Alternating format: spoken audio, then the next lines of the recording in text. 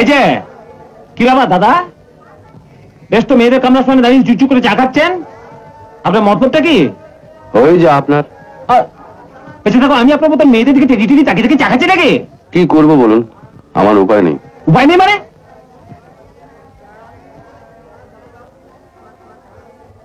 বেঁচে থাকো। দেখুন, আমি বুঝতে পারছি যে লেডিস কম্পার্টমেন্টের সামনে দাঁড়িয়ে এভাবে চা খাওয়াটা আমার অনলাইন, কিন্তু কি করব বলুন, মানে যাকে দেখে আমি ছুক ছুক করছি না, তিনি হচ্ছেন উনি। এতক্ষণে বুঝলাম।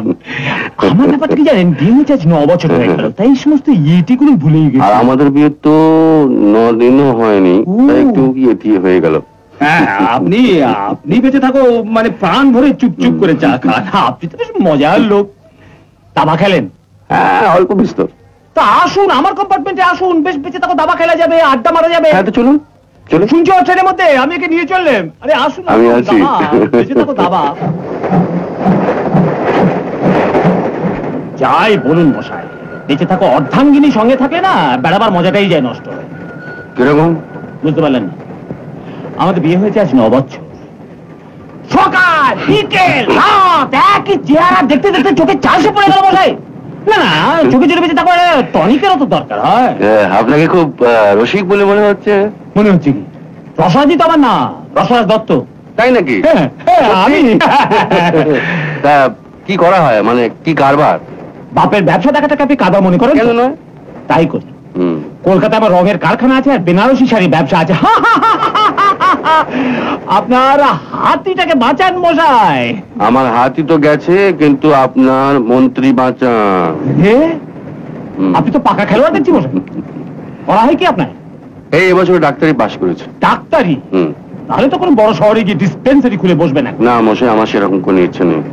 সব ডাক্তার যদি শহরে চলে যাবে তাহলে গরিবদের দেখবে কে? বেঁচে থাকো, আমি তো আপনারই পথে বসে আছি মশাই। আপনার নামটা কি? আগে আমার নাম অমর, অমরেশ। ডাক্তার বাবু, আপনি আমাকে অমর করে দিন। এ আপনি কি বলছেন? বুঝতে পারলেন না?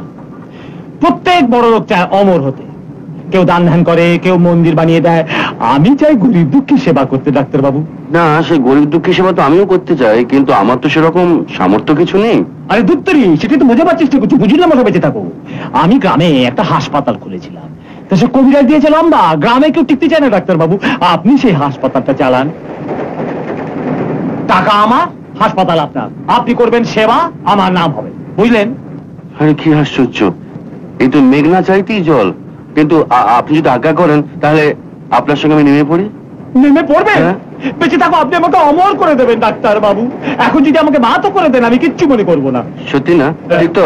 ঠিক বলছেন। এই নিন মাত। বেঁচে থাকো কি করে?